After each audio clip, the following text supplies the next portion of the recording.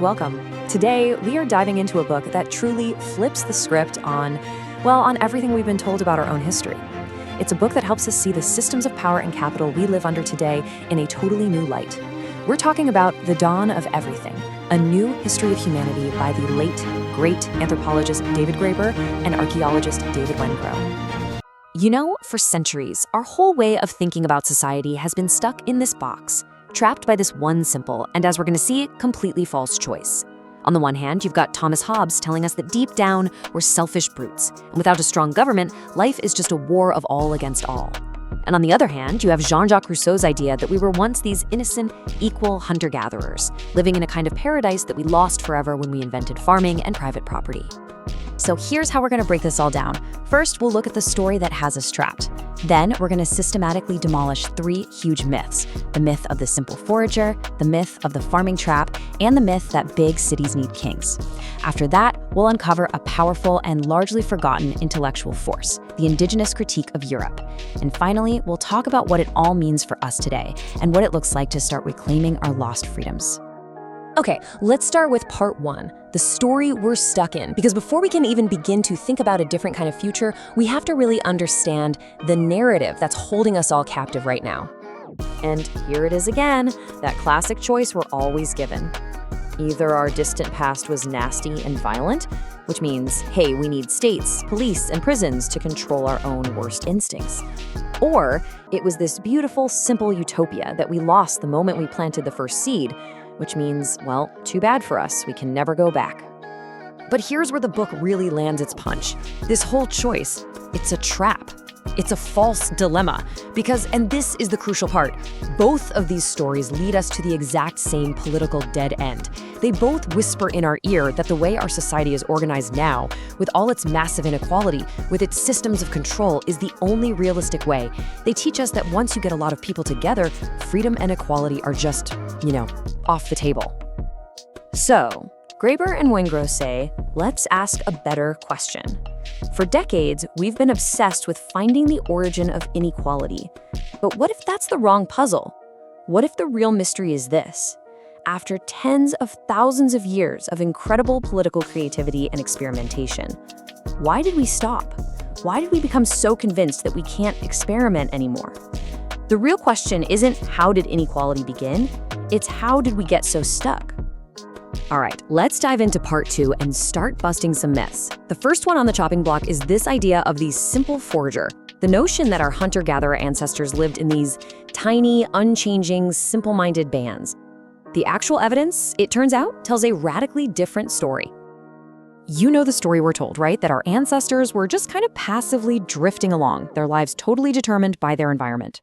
But the reality is that these were politically self-conscious people. They actively and very deliberately thought about and shaped their own social worlds. And here's a perfect example of what that looked like: the Inuit of the Arctic. In the summer months, they'd live in these small, nomadic hunting bands. And these were led by a single male elder, a patriarch with almost absolute tyrannical power. But then, come winter, they all gathered together in large settlements, and the values completely flipped. Equality, sharing, cooperation, that became the rule. They were consciously shifting their entire social structure, their laws, their morals, every single year. And it wasn't just about changing with the seasons. Get this, we're now realizing that these simple foragers built enormous, complex monuments. I'm talking about places like Stonehenge in Britain or the Shagir Idol in the Urals, a massive wooden sculpture that's over 17 feet tall, carved more than 11,000 years ago. These kinds of projects required incredible social planning and organization, all happening long before agriculture, and often with absolutely no evidence of a king or a permanent ruling class calling the shots.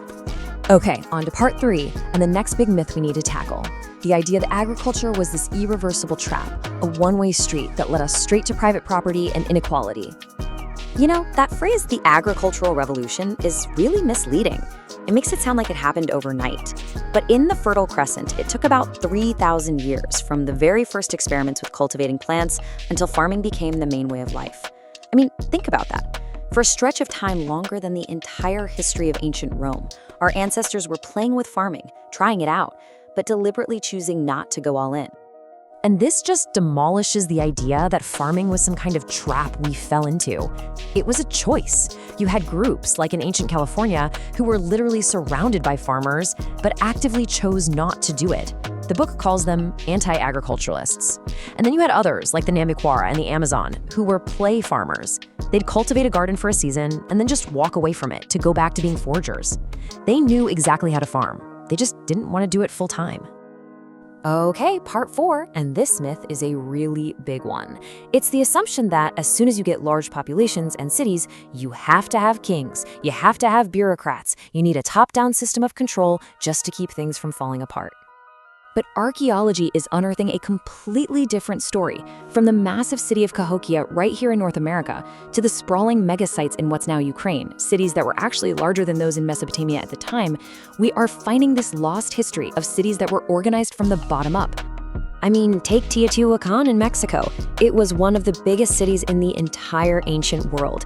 Archaeologists have found thousands of murals there, and not a single one shows a king or a royal dynasty. You know what they did find? Evidence of high-quality social housing for a huge chunk of the population. Or look at the very first cities in Mesopotamia. The evidence now suggests they were governed by citizen councils, organized by neighborhood, by trade, at multiple levels. And this quote just shows how different their civic life was. We literally have cuneiform tablets from the city of Nippur that record the members of a homicide jury. And on that jury, you had a birdcatcher, a potter, and a couple of gardeners. Just picture that for a moment. For thousands of years, people proved that it was completely possible to organize complex urban life on a participatory civic basis. That history has been almost totally erased. And this brings us to what might be the book's most revolutionary, most profound argument. If our whole story of history, from foragers to farming to cities and states, is wrong, then where did our modern ideals of liberty and equality even come from? Well, the answer completely upends everything we've been taught about the Enlightenment. We're all taught that the Enlightenment was this uniquely European miracle, right? Well, the book argues that this is a complete myth. In fact, many of its core ideals, liberty, equality, rational debate, were forged in direct response to a powerful, scathing critique of European society from Native American thinkers. When Europeans first arrived in the Americas, they met people who valued personal freedom above all else, and who were absolutely horrified by the competition, the inequality, and the sheer lack of freedom they saw in European life.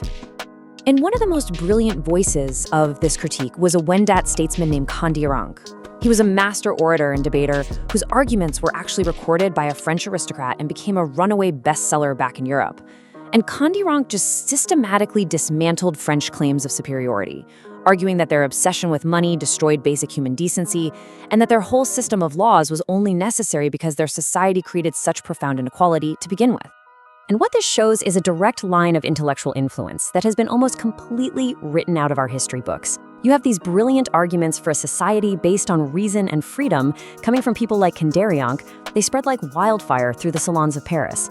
And then, Enlightenment thinkers pick up this indigenous critique and use it as a weapon to attack the hierarchies and injustices of their own societies. The modern political left, in so many ways, was born from this forgotten dialogue. Okay, so, after all that, why does any of this matter right now, today? It matters because this new history doesn't just tell us what happened in the past, it reveals exactly what we have lost. The book argues that for most of human history, 3 basic freedoms were just normal. They were taken for granted. First, the freedom to just move away, to literally walk away from your community, knowing you'd be welcomed somewhere else.